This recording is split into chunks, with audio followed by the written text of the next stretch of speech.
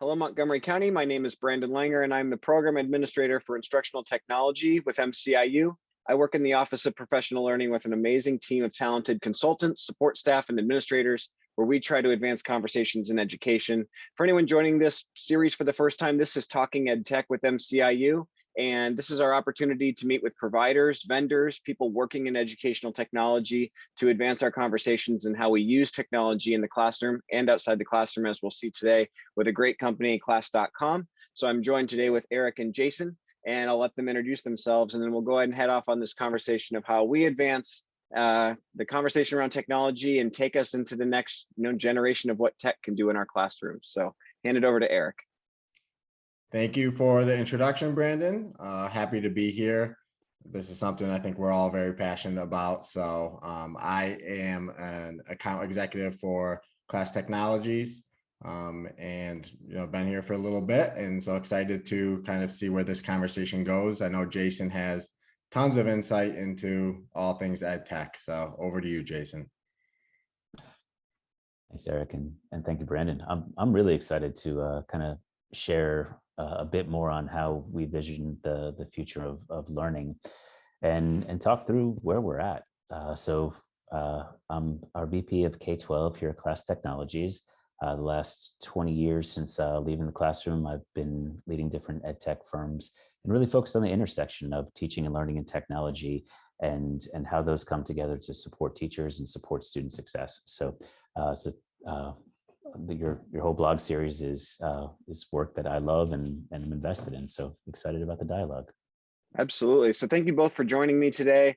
And again, the point here is to talk about how we're advancing educational environments. And before we ever hit the record button, I always like to meet with the vendors or meet with people on the call and just kind of talk through what we were planning to talk about, right?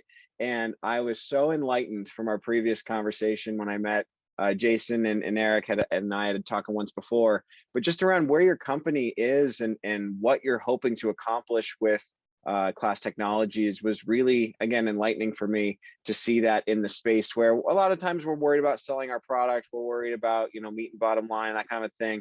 That wasn't the focus of that conversation at all. And that's one of the things I really appreciated was particularly, Jason, your how you came to that prep conversation. I walked away going, wow, that was really a great conversation. I wish I had hit record there. So we're going to capture some of that today on today's conversation. And I just want to start off by asking Jason, you talked a little bit about this before, but what do you see as our opportunity with technology today? What can we look forward to in the next 10 years, 15 years, 20 years as we continue to advance our classrooms? Well, that's super broad, but I love the visioning opportunity, and thank you. So as I look forward to what's next in education, specifically in K-12, I think there is a new era of blended, and we've used Michael Horn, Heather Staker's classifying blended learning to really help us through the last decade and thinking about the instructional models and the framing. And I think we will continue to use models to help us design. But I believe that the future of learning is hybrid, and there's going to be a variety of reasons for that, right? And so there's going to be school districts that are thinking about adjusting for time. And these are districts that recognize that the school calendar and fixed times to access formal education and educational supports really aren't meeting the needs of all learners and families. And so they're thinking about the hybrid schedule. There's going to be districts that are thinking about adjusting for place, right? They recognize that the geographic boundaries of their school or school district are imposing limitations on students that they could serve well, or increasing burden on families and existing learners. And so they're going to think about a hybrid environment. I think there's another redesign lever around adjusting for personalization and pace. That if you're thinking that your community of learners, the pace of curriculum, the delivery of it, addressing the standards, limits your ability to personalize or improve collaboration in your classrooms. It's limiting your opportunity to address gaps and provide enrichment opportunities. Then you're really thinking about adjusting for personalization and pace and introducing more hybrid capabilities into class time. Then we have like human capital resource management, readjusting for equity and expanding access, and adjusting for cost management. And I could talk more about each of those, but I really think there's a lot happening in education today that we need to unpack. And if we look through a different design element, like we really see great synchronous instruction possible, then we're able to redesign differently than we think about the systems of today. Yeah, absolutely. And one of the things I was talking about in a presentation I did earlier this year was just how we need to take advantage of what technology offers and affords us in terms of that opportunity, and quit dwelling upon that which it doesn't do very well. You mentioned some of the human resource, and then looking at that differently in our schools is probably going to be a huge part of the next 10 years. Teacher shortages, there's no metric I'm looking at that says that is something that's just going to turn over and right a ship tomorrow. Actually, in many cases that we're maybe on the front end of that difficult conversation about how we staff schools, how we staff programs, and all of that moving into the future. And what we need to be doing is being proactive in our use of tools and technology, and capitalizing on what they're good at. And I love a couple of things you mentioned, which are some things that we talk about with our own virtual program that I oversee, not the least of which is the reality of time, and how time looks very different now than it looked 20 years ago. Maybe even just 10 years ago when I was really getting into my first secondary position. And one of the things with time that's interesting is that we're not really saving time, but we have to reallocate how we use it. And this is something that I've been having a number of conversations with various people that work in educational technology, but that's pretty powerful to get to decide how we use our time, how our students use their time in the classroom, both to access resources and then to access the teacher. And what does that teacher access look like? Does it need to be 45 straight minutes of synchronous time with that teacher in a one environment? And in many cases, the answer moving forward is going to be no. And actually, that's a very limiting model considering what we're able to accomplish these days. So my question would be to you is, you mentioned some of the other things, but where do you see teachers playing into this conversation of our next steps forward? Because I think we're in agreement that this is a struggle we're going to deal with for a little while here. Yeah, I love these big topics. We're having a chance to unpack a little bit. So I think districts that are thinking about redesign and calibrating around human capital resources, they're thinking about a hybrid workforce. Mm-hmm. They recognize that teachers, paraprofessionals, instructional coaches, tutors, they all want extended professional options. They want career paths that require more flexibility of schedule and location. Recruitment and retention are a piece of that are all going to require us to shift our thinking as leaders. And we're watching businesses around the globe calibrate around this right now. I think our opportunity in education on the recruitment and retention side is to start with the voice of the teacher, build that deep empathy, let them be co-designers with us to the solutions that they want. I really believe if we just ask the right questions, they have a lot of the answers. And in the structures and confines that we've always done in education, we have to be willing to approach this conversation with a willingness to change what we've always done, because we know it works or works for some. We have to be willing to break it and really listen to teachers and understand how to redesign with them. Yeah, and I agree. I love that you're including everybody in that conversation, which I think is something that we need to do. And I think you mentioned, I love the word also you used, recalibrate. We're watching various companies, various markets recalibrate the workforce to a seismic shift of reality and what people are looking for in their own lives. Teachers should be included in that conversation and should be able to participate in that conversation with their leaders, with their school boards, with their communities, to see how we can advance, something that might look dramatically different, including something else we talked about last time, which was the master schedule.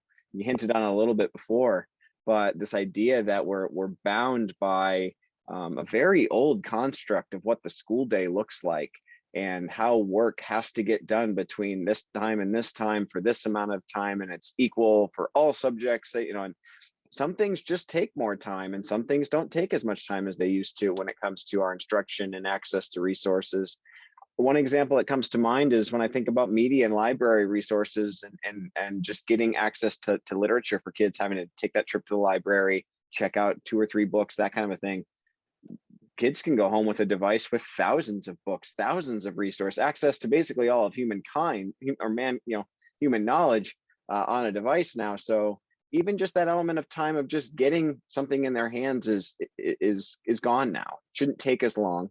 And we should be capitalizing on that, which I think is a lot of what I've heard you say in our conversations. It's just a lot of this stuff is sitting there waiting for us to capitalize on the potential. And I think that's what's exciting about where we're headed and what class is doing with their technology solutions. So how do we actually put that into action?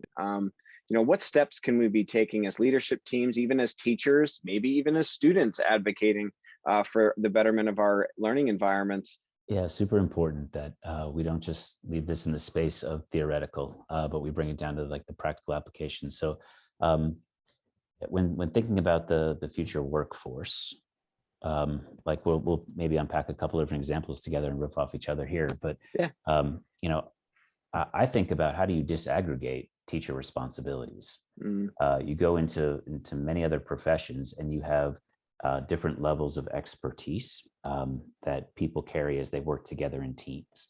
And if we were to think about how we leverage adults in the systems of education around the student, we might be able to design different economies that work really well with the resources we have today versus the one-room schoolhouse of the 1900s where we started, or the 1800s where we started building the system upon.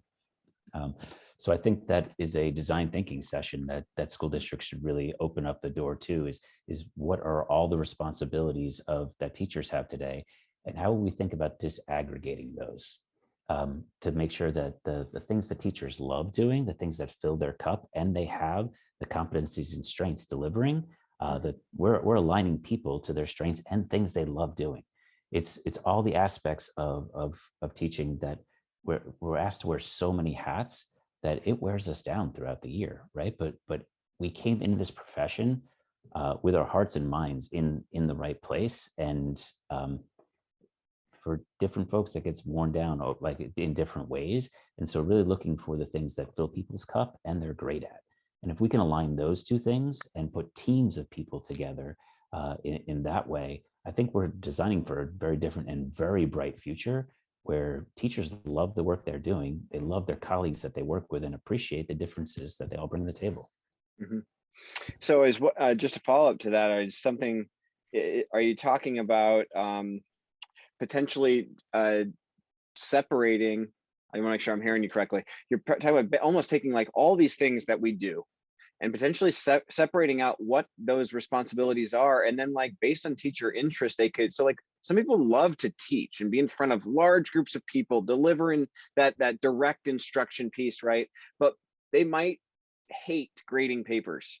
That might be, and quite honestly, therefore it doesn't get their fullest attention, but they really deliver in a strong way, meaningful, direct instruction. Are you talking about that level of detail of potentially, separating out where a team of people could be responsible for the full education of this ELA team, of this curriculum, but I don't have to wear every single hat, which is curriculum planner, direct instruction giver, facilitator of group learning, of group work, and oh, by the way, creating that, 'cause that's a whole other thing than a direct instruction model. Is that kind of what you're saying? Now we could potentially piece that out based on strength, based on interest. 100%. I don't know that there's one recommendation I have. I think it's just the going through that exercise as leadership teams cross districts, that they can start to think about redesign work and how to design differently. Kind of as an example in that human capital management. The other would be recruiting outside of your zip code. That's been pretty taboo for a while, right? But amazing teachers are everywhere, and sometimes you might have a passion for Indigenous peoples, but not want to live in South Dakota. You might need to be near your family somewhere else. And can teachers serve learning communities of learners beyond where they're physically located? And we've proven the answer is absolutely yes. And so, that one of human capital and the hybrid workforce is definitely one area. But I'd love to bump over to equity. And we know this has been a long-standing national conversation for us. And if you're someone that recognizes that the current systems of education have historically marginalized groups of students, and you're trying to redesign a different future, but you're trying to do it in the same constraints of 8 a.m. to 3 p.m. and in the same brick and mortar locations, you're going to run into the same limits. And it's hard to design for new outcomes and new possibilities. And so that's where I believe like the capability of a virtual synchronous lets you really expand. You have a new design pillar, and you can architect something different and specifically for the students that the systems haven't been working for. Yeah, and I can't tell you how many times I read the same quote, and it's almost laughable at this point how often I see it, yet I don't see the needle move in some cases, and that is the system output is a direct result of what it's designed to output, or some other version of that idea that the system is made to get the results it is getting, right? So that being said, when we look at class technologies and what you are all offering as a company, many people may not have heard or seen it before. I have seen the platform. It's bringing a unique approach, I think, to this idea of synchronous and school environment using a computer. But Jason, you said something in our previous conversation. I just want to kind of use it to kick us off, is where you were before and the work you were doing, you saw that the platform you were using was the impediment. And that's what kind of was one thing that motivated you to come over to Class Technologies and join their mission and their work. And I just wonder if you could share that experience and build upon from there from a Class Technologies perspective where you guys are headed. Yeah, I'd love to, Brendan. So I had the privilege of working with a team of folks who were designing virtual learning walks early in pandemic and remote learning experiences to help leaders have insight as to what was happening in the virtual learning communities. And through all the analysis and skill building, the upskilling and reskilling we were doing of teachers, they were learning so fast and trying so hard to make sure that they were engaging learners every day and addressing standards. And through everything I saw, there was finally this observation that the platform was the impediment, that it forced teachers to teach to what I called lowest common denominator teaching, where they were delivering direct instruction, and then students would go practice asynchronously. They'd go practice on their own, whether it was an assignment in an LMS or a Google Sheet or however they were deploying that. We left synchronous and asynchronous really disconnected for the learner, and the teacher was super limited. They had all these instructional models and moves they were doing in brick and mortar, and now they could only do a one to everyone type scenario. And so I think to honor the teacher and the importance of their role in facilitating instructional experiences and learning, we needed to remove design barriers. Leaders need to know that synchronous virtual experiences can be on par with in-person experiences, that our instructional core can be honored fully. So that's that relationship between the teacher, content, student, and their learning tasks and assessments, right? And that rigor, like when you put all those together in a Venn, it starts to look like rigor, relevance, and community are the intersections of those, and they can thrive online and really support learner outcomes. And that's why Class exists, and I'm so excited to kind of share the work we're about. Yeah, absolutely. Do you think it'd be a good time to take a peek, just kind of at a little bit about what you're referencing? Again, for those that haven't seen this before, this is a second layer solution, is how I would phrase it. I don't know if you guys use similar terminology, but basically a build upon Zoom, and it reformats what's possible, as Jason's alluding to, from a instructional design perspective, which is another huge thing we're trying to do with technology, which is just get beyond point and click and let the good design and good instruction take hold, and not have technology be yet another barrier that we've encountered over and over and over again. And I love that that's what this product feels like it's doing, is seeking to remove a barrier and put the teacher back in control, put the students back in control of learning, rather than relying upon the tech to hopefully work. That's kind of how I look at it myself. Welcome to Class. Thank you for the opportunity to show you a little bit about what we've been working on as an organization. Class is a platform that is designed deeply listening to the teacher. It's a response to teacher frustration, their wishes, their hopes for how they can build community connection and leverage a variety of instructional models. So I'd love to kind of unpack it and just kind of start with the basics about a few different ways we change video conferencing to support teachers. The first would be the layout. So on first glimpse, you see a couple different major changes. The first is the idea of a teacher podium, where I'm up here in the top corner. This is a fixed position. I'm not lost in the gallery view. It's introducing this idea of front of class. So right now I have my co-teachers here, but I could also have my presenting students move here to the front of class. And so this is a piece of real estate that can be pinned and organized however you want. The sort functions, I might want to see students that have their hand raised the longest. I might want to see students based on their level of participation, so I know who to call on who's been participating the least. These things that I need as a teacher to have in the moment facilitation are things like reactions. And some of these are going to be private to the teacher. Some of these are going to be public to the whole class. We brought hand raise out of this and made it really obvious for students to be able to tap into this. And then also on the layout, really just changing the chat and being able to manage it much more like you would on your device on your phone. So it's not just a one continuous stream, but you're able to organize them in a variety of ways, whether it's between co-teachers. And you also notice that I have this individual down here who's signing for me. And that might be someone I want to pin underneath me if I have students with impairments that need that support, or if I'm doing early numeracy, early literacy, and I want to see how these are shaped, letters are shaped and numbers made as I'm speaking, and I want students to be able to have a fixed perspective. I can do all of that on the fly as well with an instructor cam. So 101 changes here that are all lightweight, but really designed to respond to teachers. The second major change we made, I'm going to move this just to regain some real estate here, is under this idea of relationship with content. And so we know that teachers use a variety of digital resources. And in the way they use those, there's going to be formative assessments like polls and quizzes that you'll see here.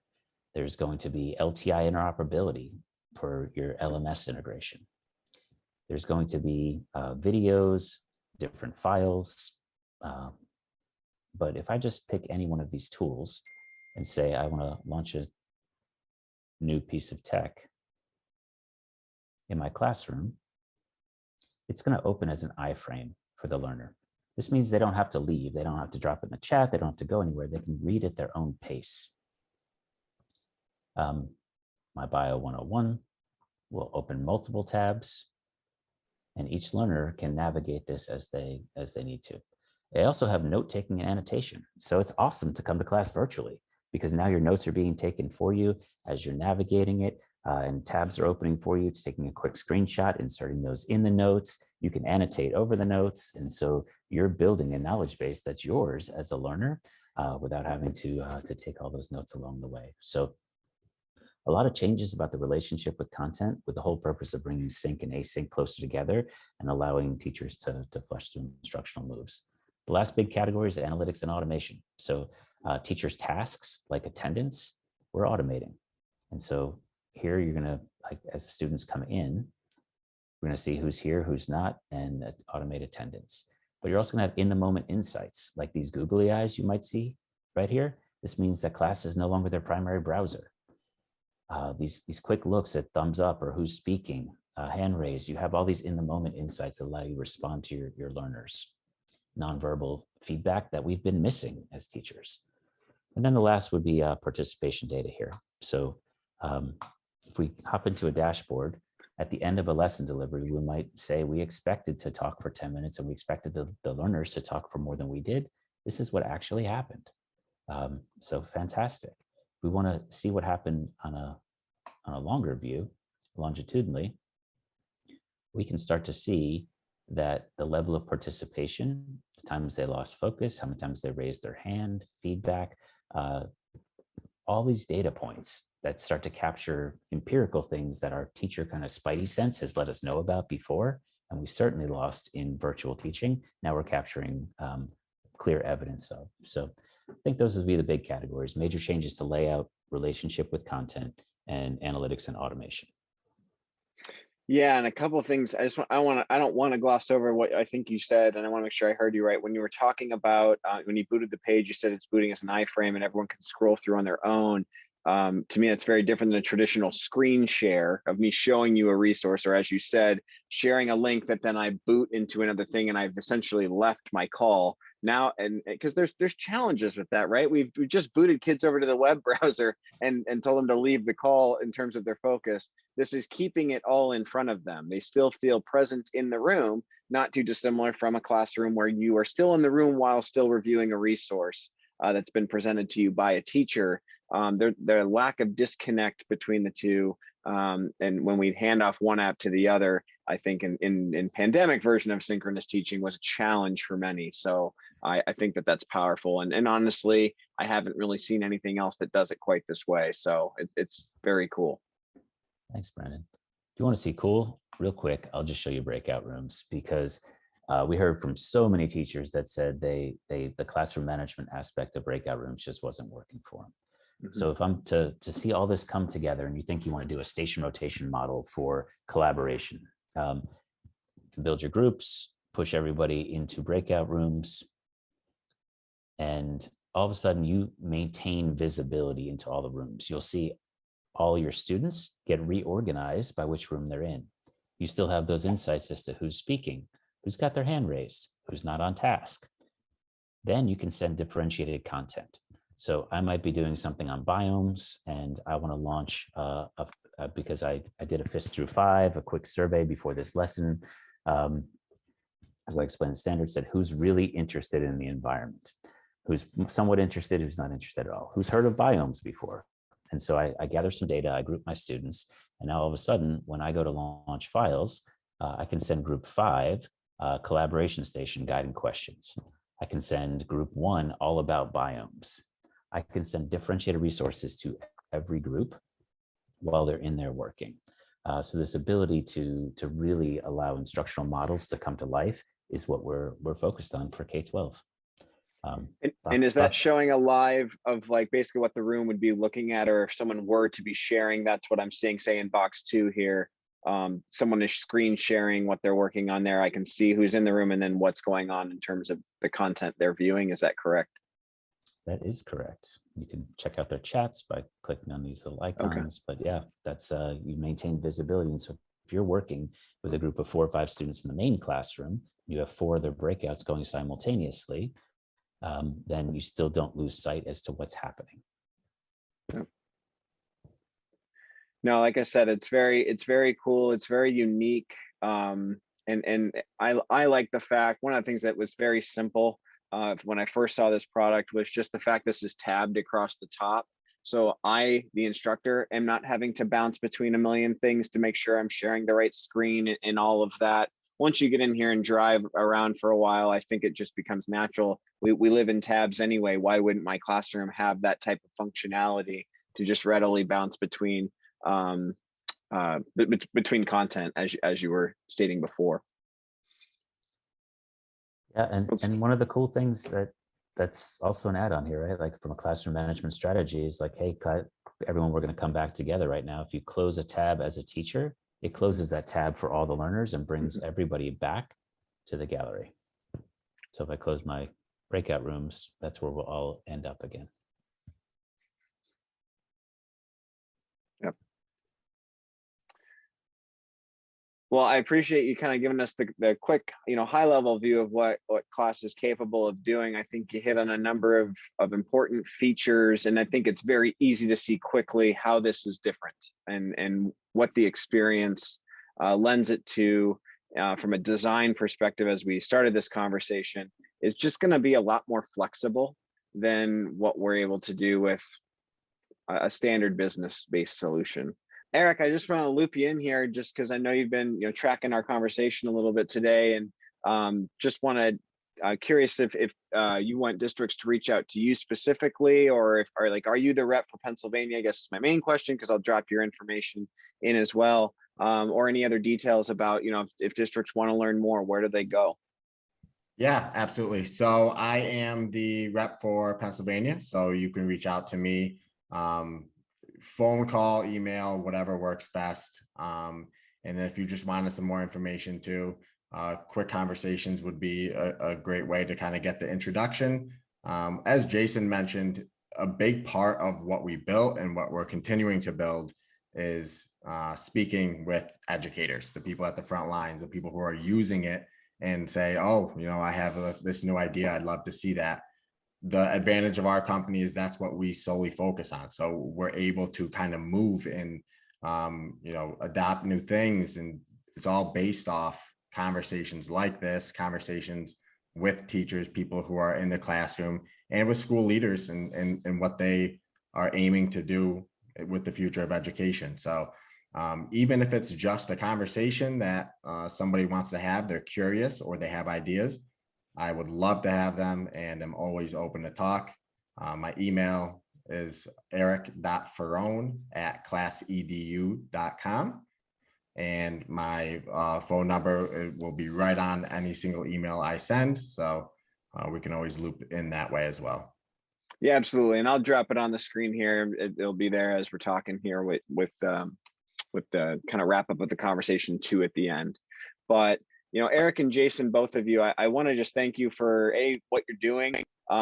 Your approach to the work is unique in this space from as somebody that speaks to a lot of products and looks at a lot of products and all of that.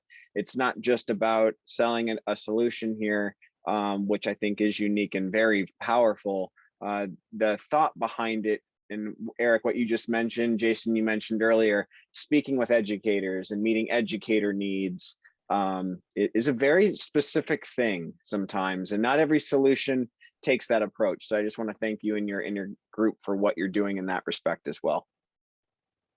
Awesome. Thank you for having us, Brandon. Yeah, enjoy the dialogue. Yeah, absolutely. Well, again, everybody, Class Technologies has their solution that you just saw. If you have any questions, we'll drop Eric's contact in here. You can always reach out to me as well if you're in Montgomery County, and if we want to get a group together and take a broader look, I'm happy to get that organized. But once again, thank you, Eric. Thank you, Jason, and wish you best of luck with the rest. Hopefully it warms up here, and I look forward to the next conversation. Thank you very much, Brandon. Yep, thank you.